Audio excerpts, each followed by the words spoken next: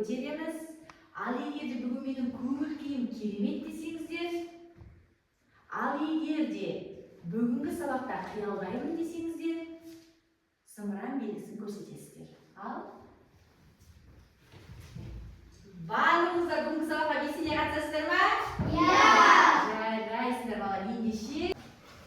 Мен балалар, мен кеше айға барып келдім. Бүгін біздің сыныпта балалар суретін қоян ба? Ал мен бүгін мектепке дельфинмен келдім. Жарайсыздар балалар, ендеше бүгінгі біздің тақырыбымыз өтірікшілер еліне саяхат. Жарайсыздар балалар. Үстінен өттім іленің, астымда ұшқыш кілемім, үстінен өттім іленің, шоршып ойнақ салады дельфинім мен түлегім.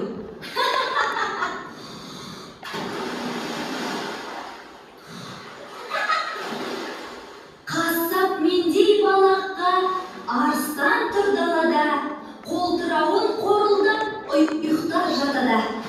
Бір-бірімізге сұрақ қояйықшы. Аяқ Астымда қандай кілемін? Астымда ұшқыш кілемін. өте жақсы, жарайсың. Тағы сұрақ қояды Нұрдәулет. Қолтырауын жағада не істеп жатыр? Кім жауап береді екен? Махамбет. Қолтырауын жағада қорылдап ұйықтап жатыр. Жақсы, жарайсың. Тағы да кім сұрақ қояды екен? Кім шоршып ойнақ салады? Кім шошып ойнақ салған? Дельфин мен түлен. Тұра ғой, Алиасқан. Дельфин мен түлен. Өте жақсы. Топ басшылары бағалап отырамыз. Жақсы ма? Балаларды сұраққа жауап беріп, сұрақ қойылған балаларды. Махамбет. Бала ұшқыш кілеммен ненің үстінен өтті? Іле дегеніміз не болды? Өзен. Өте жақсы балалар. Кім сұрақ қояды екен? Айзере. Кейіпкер Іле өзенінің бойында қандай кереметтерді көрді? Іле өзенінің бойында қандай кереметтерді көрді екен?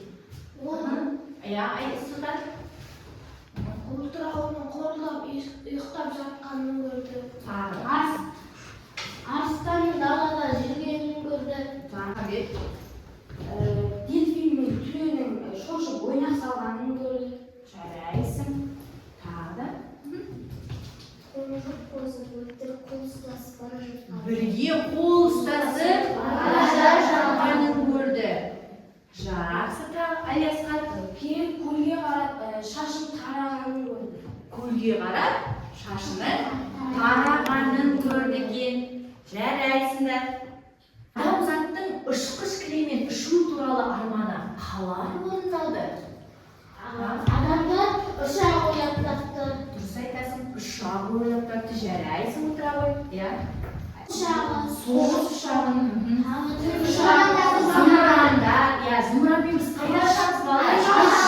Айға ұшамыз, ғарышқа ұшамыз. Иә. Яғни осындай өтірік қиял өлеңдер арқылы біз өз арманымызды орындап жатамыз. Шынымен де балалар, ұшатын кілем бар ма? Жоқ. Ұшатын кілем? Жоқ. Оған қарап ұшақты ойлап тапты. Иә, дұрыс айтасың, онымыздан тұрып жауап береміз. Иә, жарайсыңдар. Ғажайып оқиғаларға толы. Иә. Өмірде болмаған көп оқиғаларға толы. Ол өлеңдер, мысалыға қазіргі ақындар шығаратын өлеңдер, өтірік өлеңдер, олар көбінесе балаларға арналады. Жарайсың. Не екен осымен? Айнұр. Қиял ғажайып оқиғалар. Өмірде болмаған тек қиялда ғана мүмкін оқиғаларға толы. Жарайсың, отыра ғой. Тағы да. Амира. Мысалы, күлдіретін кейіпкерлер, мысалы тазша бала, алдар өсе, олар өтіріктің шеберлері. Неге олар өтіріктің шеберлері? Мысалы, алдар өсе, олар саран байларды алдап, кедейлерге көмектеседі. Яғни ол саран байларды алдау арқылы бірақ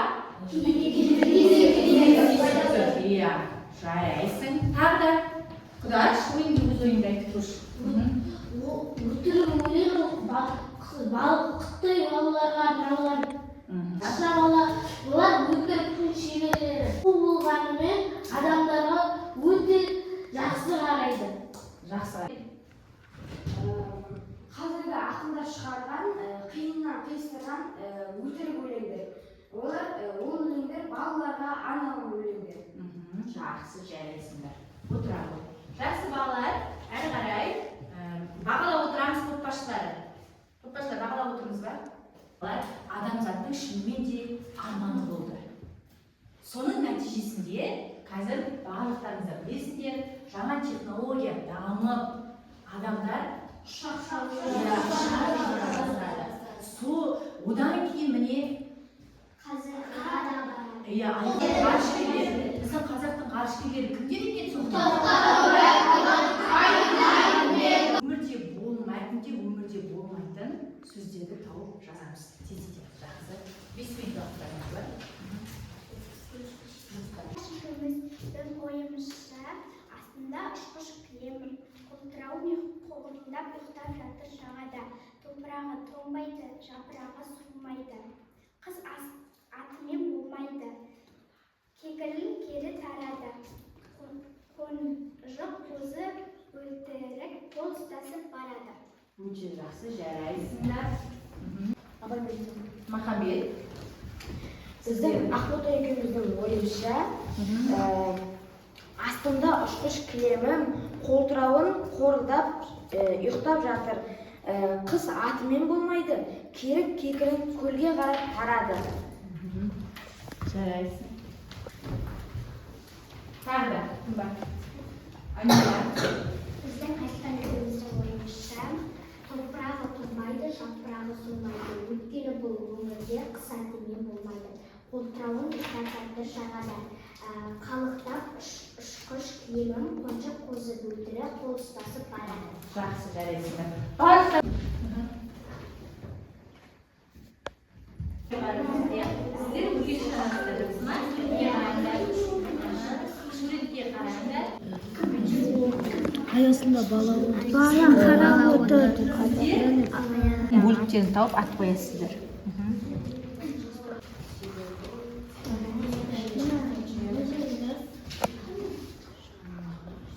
Неше үш бөлікке бөлсеңдер деп, төртке бөлсеңдер өздері білесіздер ғой.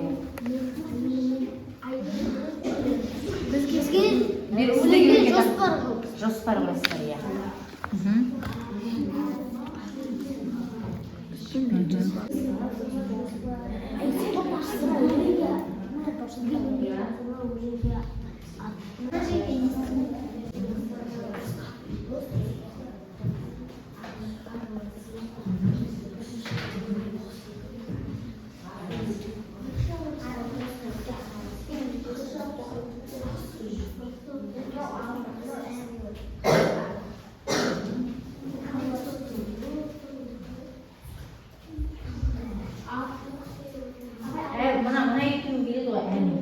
Ұшқыш кілем өлеңін бөліктерге бөліп ат қою берді. Бірінші бөлікке біз ұшқыш кілем деген ат қойдық. Екінші бөлікке біз жануарлар әлемі деген ат қойдық. Жақсы. Әлем сырын білу атын қойдық. Өте жақсы. Бетке қарап өлең құрастыру және оның ұйқасын әріппен белгілеу. Ай астында арман қуып жүрген бала аюмен дос болады бір қала. Жұлдыздарды санап алып түн сайын мен ғарышкер боламын дейді бала жаңа. Қанаттай көкке алып ұшқанда бұлттарда жол біреуі қосанды. Кітап оқып от жанында сырласып дос болыпты араласып. Жарайсыңдар, иә. Әрі қарай қорғап шығайық тезірек. Бірінші шумаққа біз А деген әріп қойдық, ал екінші шумаққа тағы да Үшінші шумаққа біз Ә қойдық, және төртінші шумаққа тағы да А қойдық. қалған осы екі шумаққа А және Ә. Жарайсыздар. Яғни сіздерде өлең шумақтарының ұйқасы бар ма? Бар. Жарайсыздар, отыра қойыңдар. Өлеңге жоспар құру. Ұшқыш кілемнің үстіндегі бала дедік. Жануарлар мен табиғаттағы қиял ғажайыптары. Үшінші достар баланың тілегі мен арманын орындауға.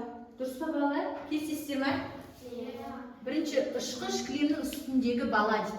Келісесіздер ме?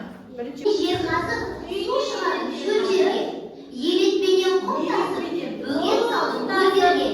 бөгет салды көздерге. Жарайсыздар. Сіздер мақалды қазір жалғастыратын боламыз. Дәптермен жұмыс жасаймыз сіздер.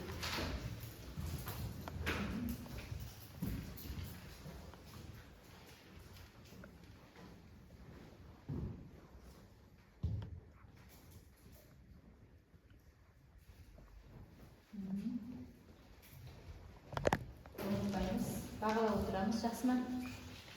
Бағалаймыз. Иә. Әлен? Өтіріктің құйрығы бірақ тұртады. Жақсы, осы мағынасын айтамыз. Өйткені біз өтірікті ұзақ жасыра алмаймыз.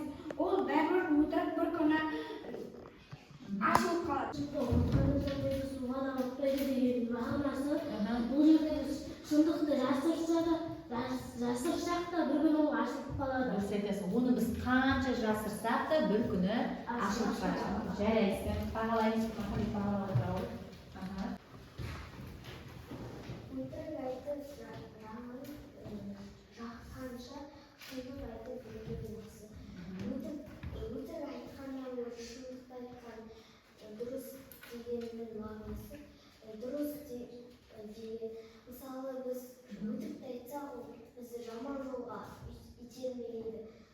Мысалы өтірік деген бір дұшпан бар, ол сені үндемей түндемей бір күні өлтіріп тастауы да мүмкін. Біз деген шындықты айтқанда ол бізді жақсы жолға алып келеді. Жарайсың. Аңдамай сөйлеген ауырмай өледі дегеннің мағынасы адамға сөйлеп басып қалса, ол адамның жүрегіне ауыр тиеді. Ал сен ойланып айтсаң, ол адам кішкене көңілді болады. Жақсы, жарайсың, отыра ғой. Иә, балалар, өтіріктің құйрығы бір-ақ тұтам дейді. Қазір сен өтірік айтқаныңмен ол түбінде ұзаққа созылмайды.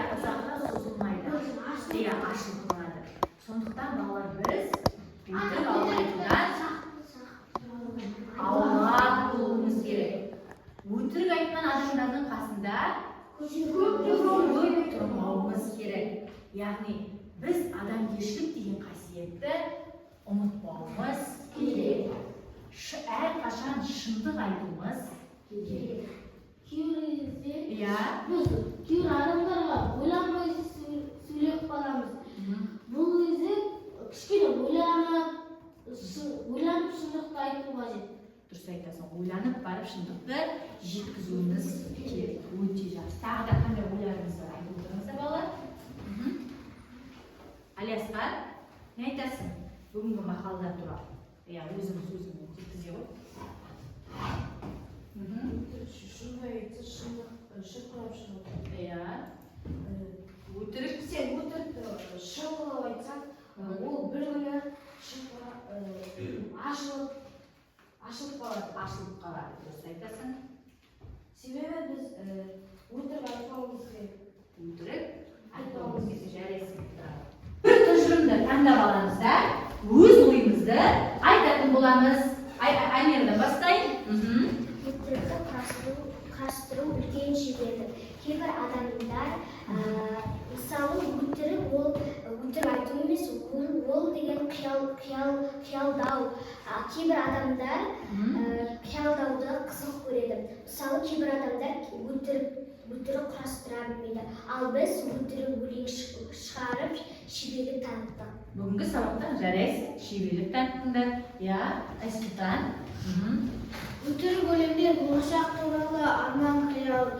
Біз бұрынғы заманда ұшқыш кілеммен ұшқымыз келді деп қиялдадық. Құстардың қасында жүруді армандадық. Біз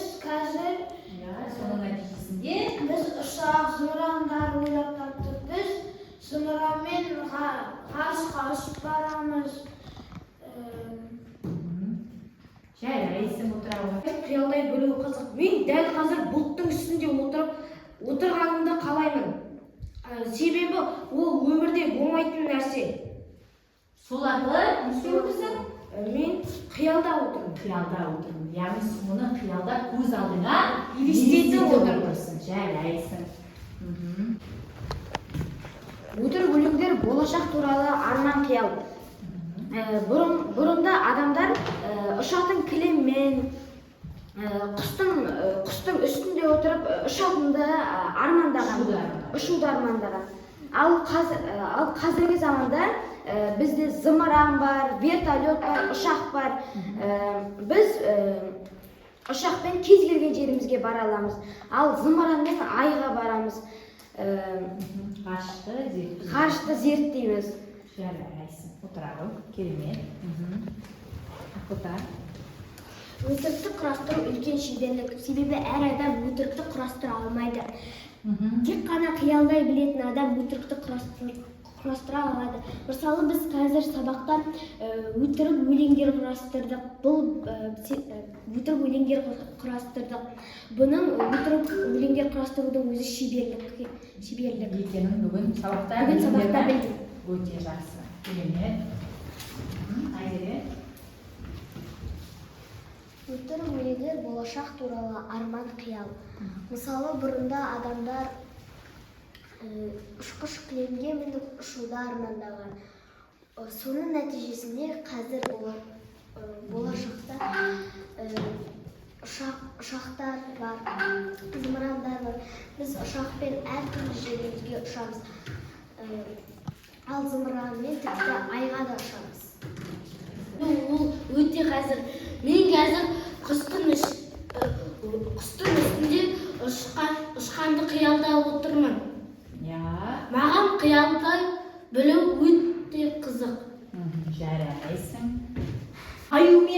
Қанатты аюмен аспанға ұшып жатырмыз.